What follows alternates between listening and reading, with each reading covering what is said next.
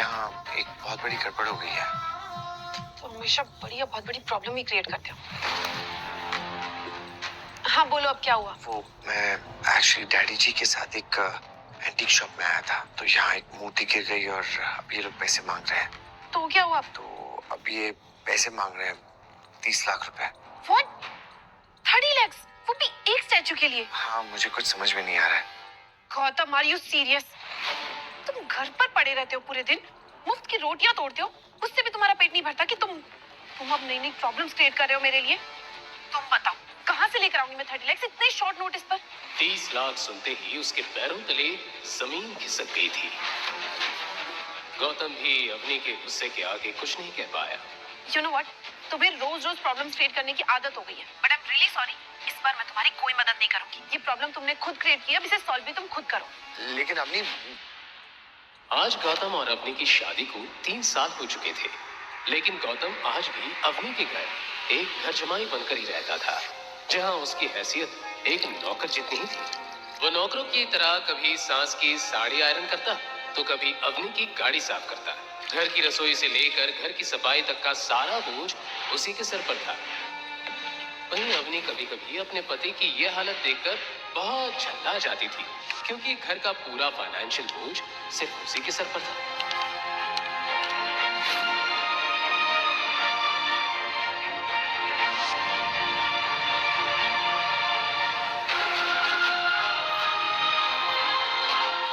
लेकिन अम्मी, ये स्टैचू पापा के हाथ से टूटा है, इसमें मेरी क्या गलती है? मुझे समझाने का मौका तो दिया होता, बिना मेरी बात सुने फोन काट दिया तुमने।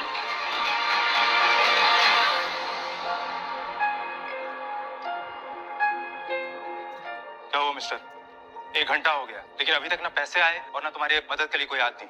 ऊपर से बुढ़ा शॉप से भागने की कोशिश कर रहा था। वो तो अच्छा हुआ गार्ड्स की नजर इन पे पड़ गई, वरना ये तो रफू चक्कर होने का पूरा प्लान बना चुके हैं। देखिए मिस्टर, 2 बजे अगर 5 बजे तक तुमने इस एंटीक स्टैचू के पैसे नहीं भरे तो मैं पुलिस को बुला के इस बुढ़े को अंदर करवा दूंगा और इन बॉडीगार्ड से तुम दोनों की खातिरदारी कर लेंगे। समझ में आई मेरी बात? जी सर, समझ में आई, बस तुम रहिए, हम फिगर आउट करते हैं। देखिए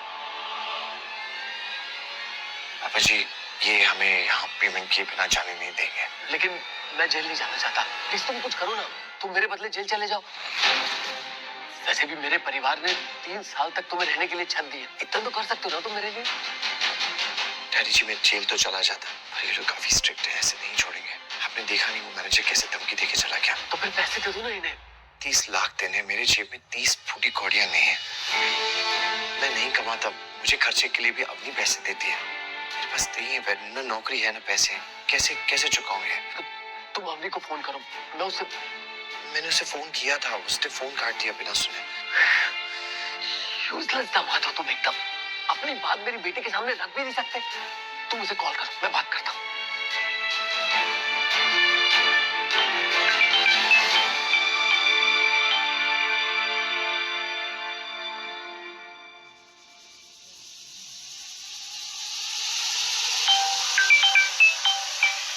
गौतम, आर यू मैड? मैंने कहा ना मुझे काम के टाइम डिस्टर्ब मत किया करो। अब दोबारा कॉल किया ना तो। बेटा मैं डैडी बोल रहा हूँ।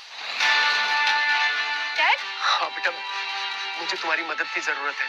हाँ, मुझसे एक स्टैचू टूट गया और ये लोग पैसे मांग रहे हैं। नहीं दिया तो मुझे जेल भेज देंगे, ऐसा बोल रहे हैं लोग। बट डैड, आपको क्यों?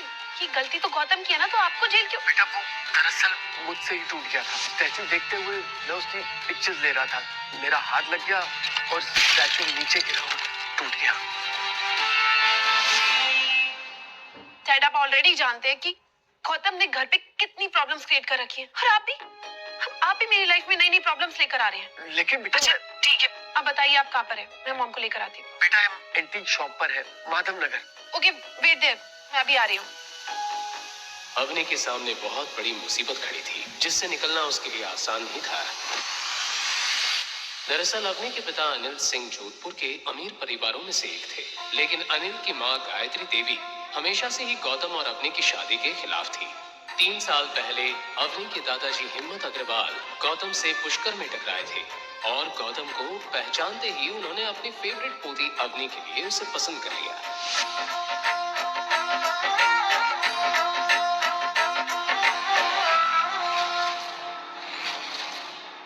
अवनी अपने दादाजी से बहुत प्यार करती थी और उनकी किसी भी बात को टाल नहीं सकती थी।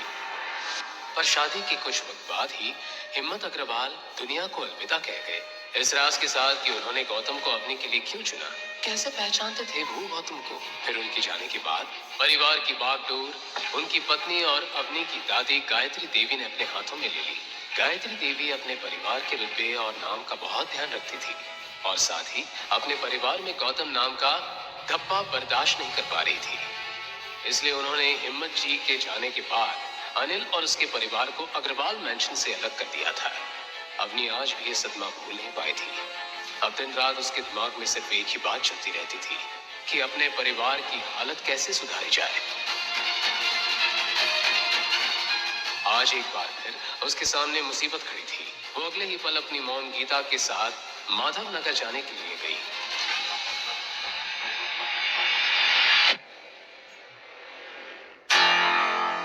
डैड, अब ठीक तो है ना? ये सब हुआ कैसे? अब दोनों इतनी महंगी दुकान में घर क्या रहे थे? वो एक्चुअली हम लोग यहाँ से गुजर रहे थे तो डैडी जी को यहाँ पे ये सब देखने का मन किया, इसलिए हम अंदर आ गए। और फिर एज यूजुअल तुम ये काम भी ढंग से नहीं कर पाए। और अगर इनका स्टैचू देखने का इतना मन था ना तो तुम संभाल लेते ना। लेकिन मम्मी जी मैं इसमें क्या कर सकता था? मैंने तो डैडी जी को बोला पर उन्होंने कहा और तुमने मान लिया। तुम कब से इतने आज्ञाकारी बन गए? मॉम, ये सारी बातें तो हम बाद में भी कर सकते हैं ना। अभी के लिए जो इम्पोर्टेंट है हमें उसके बारे में सोचना चाहिए। ये 30 लाख रुपए आएंगे कहाँ से? इसी बात पर गुस्सा आ रहा है तो ससुर जी हमारे लिए प्रॉपर्टी कुछ भी नहीं छोड़ गए और ये पनौती हमारे नसीब में बांध गई। क्या मॉम, तो इस स्टैचू के लिए मैं अपना घर और अपनी कार बेच दूं और सड़क पे आ जाऊं? और वैसे भी इसे बेचने से भी इतने पैसे नहीं आने। सभी प्रॉब्लम का हल ढूंढने के लिए सोच में पड़ गए। टाइम निकलता जा रहा था। वहीं दूसरी तरफ मैनेजर की नजर बराबर अनिल पर ही थी। उसने पैसे मिलने की उम्मीद छोड़ दी थी और कमिश्नर साहब को इन्फॉर्म कर दिया और 3 घंटे पूरे होने का वेट करने लगा। डैड, मैं दादी सर से मदद मांग कर देखूं। उनके जितने भी पैसे होंगे ना मैं धीरे धीरे करके लौटा दूंगी। पर हमने दादी सर तुम्हारी मदद नहीं करेगी और तुम्हें पता है इसकी वजह क्या है। पर मॉम, एक बार बात करने में हर्ज ही क्या है? मैं कॉल करती हूँ।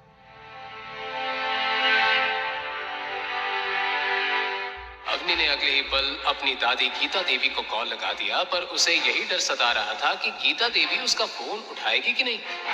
हाँ दादी सर, मैं अरे तुम्हारा नंबर मेरे पास है, बोलो क्या काम है? गीता देवी बड़े ध्यान से उसकी बात सुन रही थी। हाँ हाँ ठीक है, मैं तुम्हें पैसे दे दूंगी, लेकिन इसके बदले में तुम्हें मेरी एक शर्त माननी पड़ेगी। शर्त? कैसी शर्त? हमारी फैमिली जल्द ही जोधपुर के सबसे बड़ी कंपनी अवतार ग्रुप के साथ मिलकर काम करने जा रही है। अगर आज भी तुम्हारी आंखों में मेरे लिए कोई इज्जत है या मुझे अपनी दादी मानती हो तो अभी के अभी तुम गौतम को तलाक दे दो। अवतार ग्रुप के चेयरमैन के बेटे कबीर के साथ शादी करो। दादी साहब, आप ऐसा कैसे बोल सकती हैं?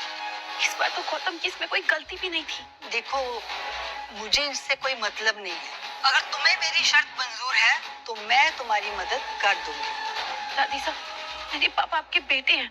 अपने बेटे के साथ ऐसा कैसे कर सकती हैं? और आज अनिल जिस प्रॉब्लम में है ना, उसकी वजह सिर्फ तुम हो। और इसीलिए अगर तुम्हें मेरी शर्त मंजूर है तो मैं तुम्हें पैसे देने के लिए तैयार हूँ। दादी साहब, मेरी बात। अग्नि को अब सामने कोई रास्ता नजर नहीं आ रहा था। अग्नि प्लीज डोंट वरी, मैं कुछ करता हूँ। अब क्या करोगे तुम? इतनी बड़ी रकम बाहर जाके भीख मांग के लाओगे क्या? अभी तुम मेरी बात सुनो, तुम आज ही के आज इस आदमी से तलाक ले लो। ये तेरी लाइफ से आउट तो फिर दादी साहब हमें अपने घर में एंट्री दे देगी। और वैसे भी कबीर तुम्हारा दोस्त है, वो तुम्हें बहुत अच्छे से जानता है और आई एम श्योर वो तुम्हारी हेल्प करेगा। और उसके पापा बहुत पैसे वाले हैं और 30 लाख उनके लिए कुछ भी नहीं है। Come on Avni. गीता देवी को अब कबीर के सिवा कोई रास्ता नजर नहीं आ रहा था, लेकिन कबीर का एक ऐसा सच था जिसे अवनी अच्छे से जानती थी। दरअसल कबीर अवतार ग्रुप का वाइस चेयरमैन शेखर आनंद का इकलौता बेटा था, जो बचपन से ही अय्याश था। लड़कियां उसकी कमजोरी थी, इसलिए हर तीसरे चौथे दिन कोई ना कोई नई लड़की उसका शिकार हो जाती थी। यूं तो उसके ऊपर बहुत सारे केस भी हुए, लेकिन शेखर आनंद के रुतबे और पैसे के आगे किसी पुलिस वाले की भी नहीं चली। कबीर ने कई बार अवनी पर भी अपने हाथ आजमाने की कोशिश की थी। वो कॉलेज में भी अवनी के आगे पीछे ही घूमता रहता था, लेकिन अवनी ने कभी उसे घास तक नहीं डाली थी। वहीं दूसरी तरफ गौतम, जो अब तक शांत था, कबीर का नाम सुनते ही गुस्से में आ गया। लेकिन इस वक्त कोई उसकी बात सुनने को तैयार नहीं था। वो तुरंत अपना फोन निकालकर शोरूम से बाहर चला गया। शोरूम के बाहर जाते ही उसने मोबाइल में एक नंबर डायल कर लिया। जैसे जैसे उसे फोन की रिंग सुनाई दे रही थी, वैसे वैसे उसकी धड़कनें तेज होती जा रही थी। मुंशी जी, अम्मा खड़ी होको। क्या अवनी अपने परिवार को इस मुसीबत से निकाल पाएगी? आखिर गौतम ने किसे फोन किया था? क्या कबीर अवनी की मदद करेगा? क्या होंगे इन सारे सवालों के जवाब? जानने के लिए सुनते रहिए द रॉयल वॉरिस, सिर्फ पॉकेट एफएम पर।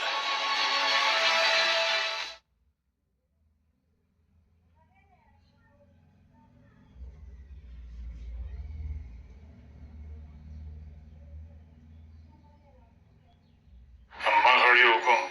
हणी खम्मा मुंशी जी, कैसे हैं आप? गौतम इस वक्त जिस शख्स से बात कर रहा था, वो और कोई नहीं, उसके पापा रघुवेंद्र सिंह राठौड़ के मुंशी कमल स्वरूप थे, जो रंजौड़ की रॉयल फैमिली से बिलोंग करते हैं। गौतम रघुवेंद्र का सबसे छोटा बेटा था, जो असल में रंजौड़ के राजकुमार थे। गौतम अपने पैलेस सुमेर भवन में ही बड़ा हुआ था। ये कहना गलत नहीं होगा कि वो सोने की चम्मच लेकर पैदा हुआ था, लेकिन जैसे जैसे गौतम बड़ा होता गया, उसके दिल में बाहर की दुनिया को जानने पहचानने की दिलचस्पी बढ़ती चली गई। वो हमेशा से अपनी शाही जिंदगी से तंग रहता था। और फिर एक दिन रघुवेंद्र ने उसकी शादी अपने खास दोस्त की बेटी दीपशिका के साथ तय कर दी।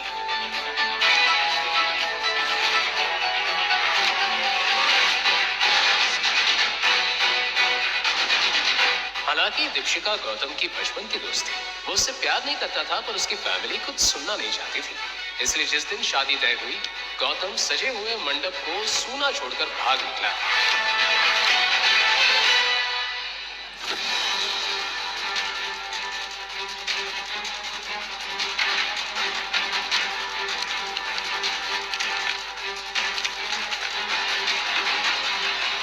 सुमेर भवन में आज ही वो मंडप उसी तरह से सजा हुआ था। मैं तो चखो हूँ, मस्तानी बहुत याद आवे है। हुक्म, जब से आप गए हो महल सुना हो गया है। और मुंशी जी, मैं एक मुसीबत में हूँ, आपकी मदद की जरूरत है। हम जानते हैं आप किस मुसीबत में फंसे हो। ये मुंशी तो ये भी जाने हैं कि आप इस वक्त हो कहाँ, किस फैमिली के घर जमाई बनकर रह रहे हो। आपकी सास, ससुर और पत्नी, सबके बारे में इस मुंशी के पास पक्की खबर है। गौतम पिछले 4 साल से अपने परिवार और रंजौर से दूर भाग रहा था, लेकिन उसके पापा नजर रखे हुए थे। ठीक है, तो मुझे 30 लाख की सख्त जरूरत है। मुझे जल्द से जल्द चाहिए। हुकुम, ऐसा क्यों कर रहे हो? आप एक राजकुमार होके किसी के घर का काम कर रहे हो, छोटा गंदे बर्तन साफ कर रहे हो। समर भगवान। मुंशी जी, मुझे इस बारे में कोई बात नहीं करनी है। मैं सिर्फ इतना जानना चाहता हूँ कि आप मेरी मदद करेंगे कि नहीं। हुकुम, 30 लाख तो हम आपको दे देंगे, लेकिन बड़े हुकुम की वही शर्त है। क्या शर्त है? आपको दीपशिखा से शादी करनी होगी। मुंशी जी, मेरी शादी हो चुकी है। मैं दीपशिखा से कैसे शादी कर सकता हूँ? ये पॉसिबल नहीं है। बड़े हुकुम, आपकी शादी को शादी नहीं मानते। आपका समर भवन से चले जाने के बाद बड़े हुकुम के ऊपर कई सवाल उठे। ये मुंशी अपने मालिक की बात के खिलाफ नहीं जा सकता। पैसों के बदले आपको अपनी पत्नी को तलाक देना होगा और दीपशिखा बिटिया से शादी करनी होगी। मना करता उससे पहले ही सामने अवनी का चेहरा घूमने लगा, जो अपनी जान जोखिम में डालकर कबीर जैसे अय्याश लड़के से मदद मांगने जा रही थी। ठीक है मुंशी जी, मुझे मंजूर है, लेकिन मुझे 1 साल का वक्त चाहिए। मैं खुद ही अवनी को छोड़ दूंगा और बड़े हुक्म जिससे चाहते हैं मैं उससे शादी कर लूंगा। जहाँ 4 साल आपका इंतजार किया है, वहाँ 1 साल और सही। बड़े हुकुम भी ये बात सुनकर खुश हो जाएंगे। लेकिन मेरी भी एक कंडीशन है। इस 30 लाख के साथ साथ मुझे एक और चीज चाहिए, मुझे चाहिए। लेकिन क्यों? ये सब मैं आपको बाद में समझाऊंगा। हुकुम आपको शायद तभी बताना पड़ेगा, क्योंकि ये मुंशी इस वक्त के बाहर ही खड़ा है। क्या आप के बाहर हैं? हाँ हुकुम, यहाँ तो काम पड़ता ही रहता है। आप यहाँ आ जाइए, तब तक मैं खरीदने की डील का प्रोसेस शुरू करता हूँ। ठीक है मुंशी जी, मैं अभी आ रहा हूँ। गौतम मुंशी जी के काम करने के तरीके को जानता था। मुंशी कमल स्वरूप अपनी बोली के धनी थे, जिनके आगे बड़े बड़े लोगों का मुंह बंद हो जाता था। गीता अभी भी अवनी को कबीर के पास जाने को बोल रही थी। जल्दी से पहले चेक ले आता हूँ, तभी मैं अवनी को कबीर के पास जाने से रोक सकता हूँ। अरे भैया रुकिए रुकिए, मैं बताता हूँ। चलिए आगे लीजिए, जल्दी लीजिए। गौतम को देखते ही मुंशी जी की आंखों की गोद गीली हो चुकी थी। भैया रोको रोको रोको रोको। जिस गौतम को दुनिया पिछले 4 साल से एक नॉर्मल सा इंसान समझ रही थी, उसका सच आज सिर्फ मुंशी जी ही जानते थे। गौतम आज भी इतने पैसे का मालिक था, इसी 10 कंपनीज को वो पलक झपकते ही खरीद सकता था।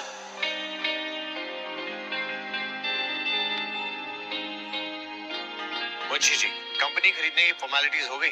आपके फोन आते ही मैंने सारी फॉर्मेलिटीज पूरी कर दी, बस आपके साइन करने की देरी है।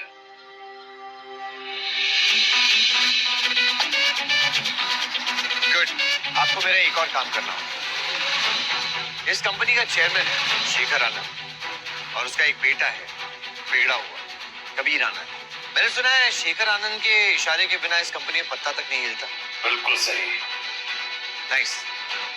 मुझे लगता है शेखर आनंद ने काफी काम कर लिया, अब उसे आराम की जरूरत है। इस कंपनी से सीधा उसे जेल भेजने का इंतजाम किया जाए। अब इस सारी कंपनी की पावर आप ही के हाथों में है। आप जो चाहे वो कर सकते हो। आप चाहो तो खुद भी चेयरमैन की पोस्ट संभाल सकते हो। नहीं मुंशी जी, मुझे चेयरमैन की पोस्ट नहीं चाहिए। एक बात बताइए, इस कंपनी का वाइस चेयरमैन कौन? अभिनव गुप्ता। तो फिर अभिनव गुप्ता को कॉल करके बता दीजिए कि इस कंपनी का नया चेयरमैन वही है। मुंशी कमल स्वरूप को देखकर कोई उनका रास्ता रोकने की हिम्मत नहीं कर सकता था। गौतम की आंखों में एक अलग ही तरह की चमक साफ दिखाई दे रही थी।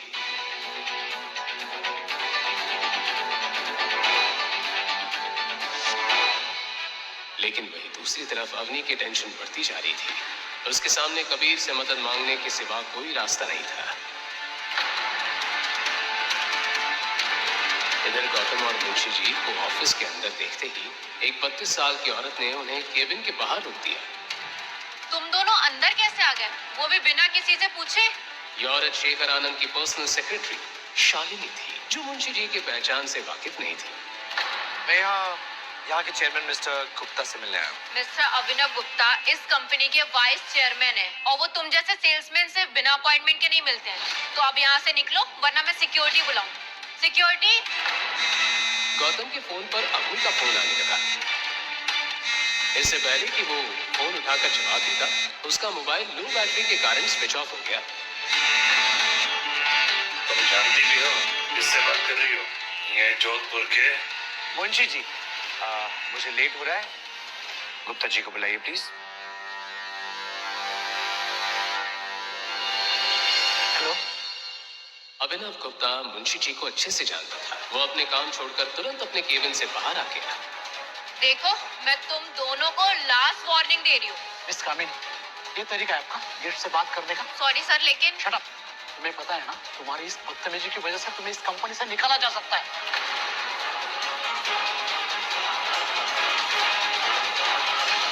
ऑफिस में शालिनी की इस तरह से बेइज्जती पहली बार हुई थी। उसने शेखर आनंद को फोन पर ये सारी बात बता दी। वहीं दूसरी तरफ गौतम मुंशी जी के साथ ऑफिस की फॉर्मेलिटी पूरी करने में लगा हुआ था। तभी उसकी नजर घड़ी पर चली गई। 4 बज चुके थे। अब उसके पास सिर्फ 2 घंटे रह गए थे। वो जैसे ही डॉक्यूमेंट साइन कर ऑफिस से बाहर जाने लगा, तो उसे बाहर एक आदमी दिखाई दिया, जिसकी आंखों में गुस्सा भरा था। ये सब यहाँ क्या हो रहा है? और अभिनव, तुम्हारी इतनी हिम्मत कि तुम अपने आप को चेयरमैन कराने लगे और शालिनी को फायर कर दिया। कमीने, तेरी हिम्मत कैसे हुई? बोल। मैंने मिस्टर अभिनव को ये पावर दी है और आज से वही इस कंपनी के चेयरमैन है। अच्छा, तो क्या मैं पूछ सकता हूँ कि आप कौन हो और इस कंपनी के अंदर जबरदस्ती कैसे घुसा है? मुंशी कमल स्वरूप। इनाम सुनते ही शेखर आनंद के पैरों तले जमीन खिसक गई।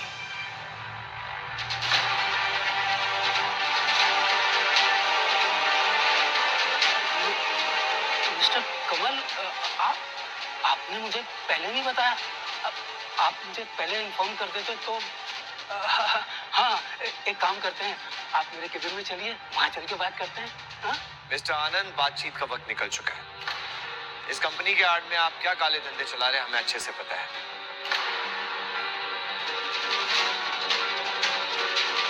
ले लीजिए। गौतम ने उनके हाथ में एक लेटर थमा दिया जिसमें साफ लिखा था कि कंपनी का नया ओनर अब गौतम था।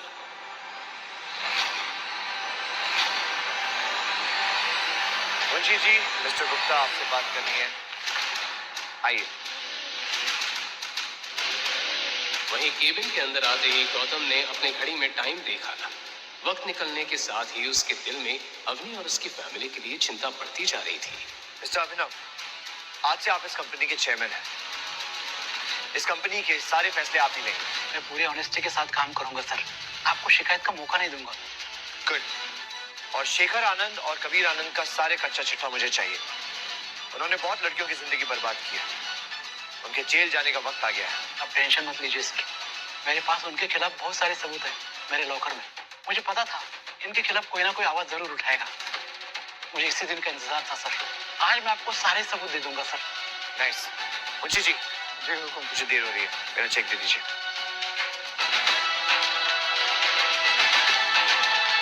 Thank you. मुंशी जी के फोन पर बाहर खड़े बॉडीगार्ड का कॉल आ गया।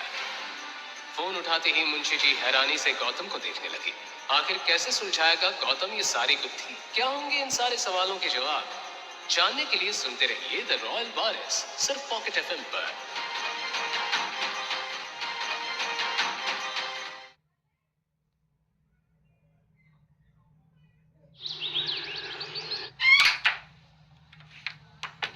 हुकुम। अवनी अभी अभी कबीर आनंद के कमरे में गई है।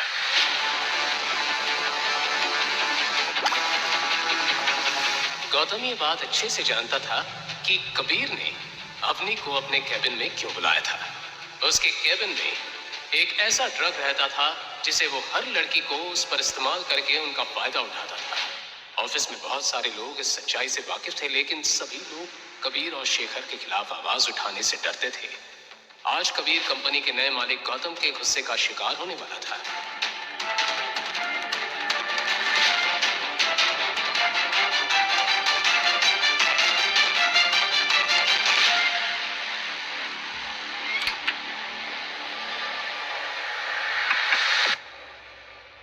कम इन।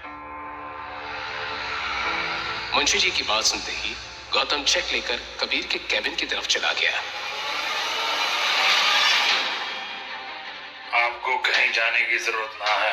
हुकुम ये मामला खुद देख लेंगे। और हाँ, हुकुम की असली पहचान किसी को पता नहीं चलना चाहिए। चौकी बात ना होगी। जी मुंशी जी। अवनी, कम।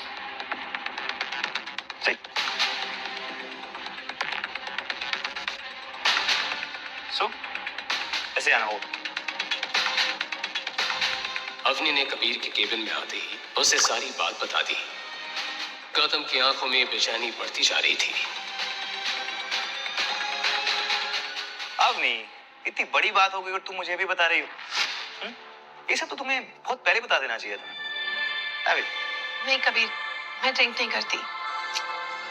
ये क्या बात हुई? तुम यहाँ तक आई हो, तुम्हें एक ड्रिंक तो लेना पड़ेगा। नहीं कबीर, मुझे बस पैसे लेकर जल्द से जल्द शॉप पर पहुंचना है। ओ हाँ, तुम्हारे पापा तुम्हारा वेट कर रहे होंगे ना। मैं भी तुम्हें चेक देता हूँ। वेट।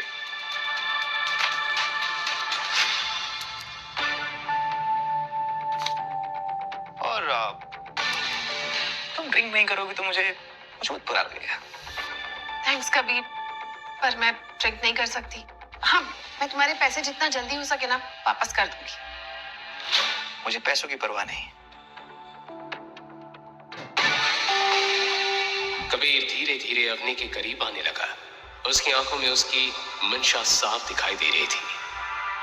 क्यों ना अवनी, तुम्हारे पापा को आज जेल जाने से कोई नहीं रोक सकता। Except me. Come on Avni, just one drink. Drink लो, चेक लो और जाओ। इतना क्या सोच रहा है?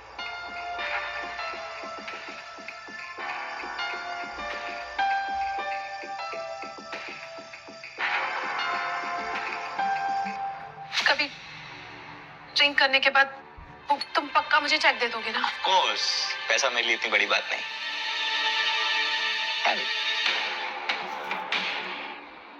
वो मन ही मन अवनी के साथ रात गुजारने का प्लान बना चुका था। अवनी के सामने अब कोई रास्ता नहीं था, लेकिन ग्लास अपने होठों के आगे बढ़ने से पहले ही उसे दरवाजे की जोरदार आवाज सुनाई दी। अवनी के हाथ में ड्रिंक का ग्लास देखते ही गौतम गुस्से में कबीर को देखने लगा। कौन है बे तू? अंदर कैसे आया? गौतम, तुम यहाँ क्या कर रहे हो? मैं अगर यहाँ नहीं पहुंचता तो ये तुम्हारे साथ न जाने क्या कर रहा होता। गौतम, तुम ऐसा सोच भी कैसे सकते हो? मैं यहाँ कबीर से मदद मांगने के लिए आई हूँ। तुम नहीं जानती कितना गिरा हुआ इंसान है। ओ हेलो, बहुत हुआ तेरा। तुझे पता है तू किससे बात कर रहा है? मेरी तो कबीर, ये मेरे हस्बैंड है। तो यही है वो घर जमाई।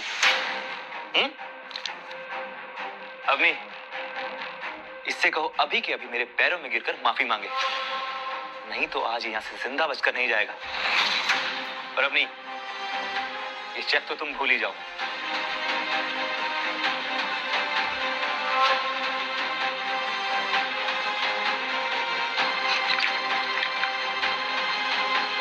You know, 3 साल पहले तुम्हारी तरह एक आदमी ने मेरे कैबिन में घुसने की कोशिश की थी।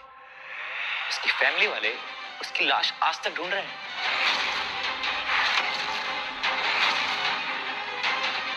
गौतम, प्लीज कबीर से माफी मांग लो ना। इससे माफी मांगो? हमने इसकी बातों से डरने की कोई जरूरत नहीं है। ये खोखली धमकियां दे रहा है। ये भौंकने वाला कुत्ता है, काटेगा नहीं। कुत्ता कबीर, तो टके घर जमाई। अब देखिए कुत्ता क्या करता है। आज की रात तेरी चमड़ी नहीं उधेड़ी ना तो मेरा नाम भी कबीर आनंद नहीं। गौतम। हेलो इंस्पेक्टर शिवा, मैं कबीर आनंद बोल रहा हूँ। अभी कभी चेहरे आइए, किसी की चमड़ी उधेड़नी है। और अवनी, ये चेक तो तुम भूल ही जाओ। आज ये जेल जाकर रहेगा। कबीर, मैं गौतम की तरफ से तुमसे माफी मांगती हूँ, प्लीज। नहीं अवनी, आज इसे जेल जाने से कोई नहीं रोक सकता। फाइनली तुम उसके बाद मेरी हो पाओगी। गौतम, तुम क्या कर रहे हो? तुम जानते नहीं हो ये फिनिश्ड मैन। ये थप्पड़ मारना बहुत महंगा पड़ेगा।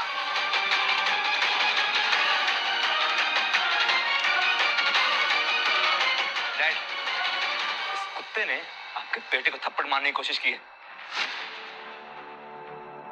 अपने पापा को इस हालत में देखकर कबीर की आंखें फटी की फटी रह गई। इससे पहले कि उसे ये बात समझ में आती तो हवलदारों ने उसे पकड़कर हथकड़ी पहना दी और घुटनों के बल जमीन पर गिरा दिया। इंस्पेक्टर, तुम्हारा दिमाग खराब हो गया क्या? मिस्टर कबीर आनंद, मैं तुम्हें और तुम्हारे बाप को लोगों को लूटने और उनके साथ फ्रॉड करने और बहुत सी लड़कियों की जिंदगी बर्बाद करने के जुर्म में गिरफ्तार करता हूँ। डैडी, ये क्या बकवास कर रहा है? शेखर आनंद के मुरझाए हुए चेहरे ने सारी सिचुएशन बयां कर दी थी। अवनी को अब तक कुछ समझ नहीं आ रहा था। इंस्पेक्टर साहब, इसने मेरी पत्नी को ये ड्रिंक पिलाने की कोशिश की और इसमें कुछ ड्रग्स भी डाले। प्लीज चेक कर लीजिए। ये बात सुनते ही इंस्पेक्टर अपना रुमाल निकालकर ड्रिंक चेक करने लगा। उसने थोड़ी ड्रिंक अपने रुमाल में डाल दी, लेकिन कुछ ही देर बाद जब रुमाल का रंग सुर्ख नीला पड़ने लगा तो सभी हक्के बक्के रह गए। आपने सही कहा मिस्टर गौतम। इस ड्रिंक के अंदर ट्रायाजोलम नाम का एक ड्रग है जो बेहद ही खतरनाक है। हवलदार, एविडेंस के साथ ले चलो दोनों बाप बेटे को। जेल की हवा खाएंगे तो दोनों का दिमाग ठिकाने आ जाएगा। तुम ऐसे नहीं कर सकते। मुझे अभी कभी कमिश्नर से बात करनी है। ड्रिंक में ड्रग की बात सुनकर अवनी के पैरों तले जमीन हिल गई थी। आज कबीर के काले चिट्ठों का टाइम पूरा हो चुका था।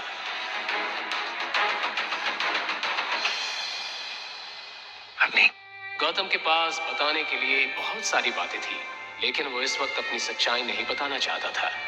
अब घबराने की कोई जरूरत नहीं है। उन्हें उनके किए की सजा मिल चुकी है। गौतम ने अपनी जेब से 30 लाख का चेक निकालकर अवनी की तरफ बढ़ा दिया। ये देखो, डैडी जी को बचाने के लिए मैंने पैसों का इंतजाम कर लिया है। लेकिन इतना बड़ा अमाउंट तुमने इतनी जल्दी कैसे अरेंज किया? गौतम अगर सच बताता तो बहुत बड़ी मुसीबत में फंस सकता था, इसलिए वो बिना कुछ कहे खामोश रहा। गौतम, मैं तुमसे कुछ पूछ रही हूँ, तुम्हें ये चेक किसने दिया? वो मैंने अपने एक दोस्त से उधार लिया है। उसकी कंपनी में बहुत सारा फायदा हो गया था, तो उसने मुझे उधार दे दिया।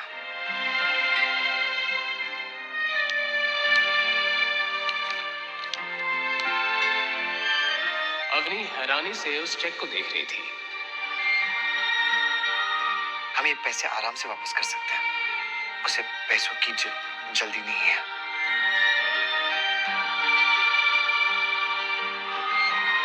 अवनी, 40 मिनट बचे हैं।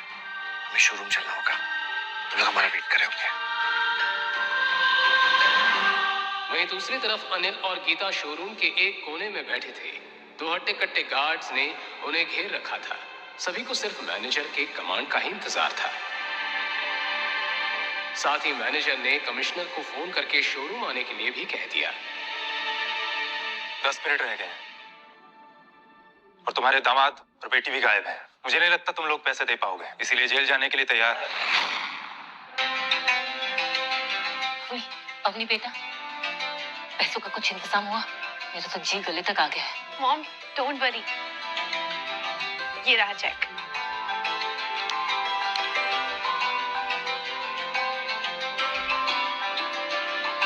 देखा, मैंने कहा था ना, कबीर हमारी मदद जरूर करेगा। बहुत ही अच्छा बच्चा है वो, पूरा सोने का खरा है। ये तुम्हारे गौतम जैसा नहीं है। देखो गौतम, दिखाई दे रहा है ये चेक? ये तुम्हारे औकात से बाहर की बात है। कबीर मेरी बेटी का दोस्त है, मेरी बेटी, और तुम अब आज के आज ही मेरी बेटी को तलाक दे दो। अब मैं अपनी बेटी की जिंदगी तुम्हारे जैसे निकम्मे के साथ नहीं देख सकती। क्या क्या ख्वाब देखे थे मैंने अपनी बेटी के लिए, और तुम जैसा भूत हमारे पल्ले पड़ गया है। मॉम, अरे तुम जैसा आप सोच रही है वैसा कुछ भी नहीं है। दरअसल वो तू चुप ही रहे, तुझे सही और गलत दिखना ही बंद हो गया है। ये निठल्ला आदमी तेरे पल्लू से बंध गया है, तू उसे छोड़ क्यों नहीं देती है? कबीर का नाम सुनकर अवनी को ड्रिंक वाली बात याद आ गई। मॉम, ये पैसे मुझे गौतम ने दिए हैं, कबीर ने नहीं।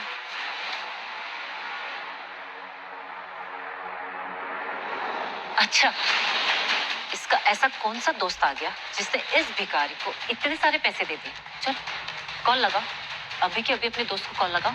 गौतम हड़बड़ाकर अपने आसपास देखने लगा। वहीं गीता लगातार शक भरी निगाहों से उसे देख रही थी। क्या गौतम पैसों का सच बता पाएगा?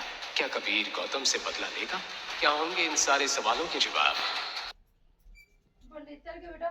नेक्स्ट एपिसोड देखने के लिए लाइक, सब्सक्राइब एंड कमेंट करें।